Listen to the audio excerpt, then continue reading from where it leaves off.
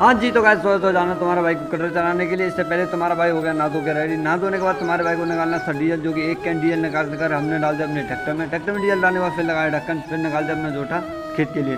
फिर तुम्हारे भाई ने जाते ही लगा दिया ग्राइंडर खेत में। ग्राइंडर लगाने के बाद फिर तुम्हारे भाई ने चालू कर दिया कटर। उधर छोटा भाई भी आ गया ट्रॉली लेकर। फिर तुम्हारे भाई को करीबन दोपहर के 12:30 बज चुके थे कटर चलाते चलाते। फिर तुम्हारे भाई को लगी भूख, फिर तुम्हारे भाई का आ गया लंच। फिर लपेट दिया खाना लपेटने के बाद फिर हमने कर दिया अपना एयर साफ, जो कि ट्रैक्टर का एयर साफ करने के बाद फिर चल दिया हम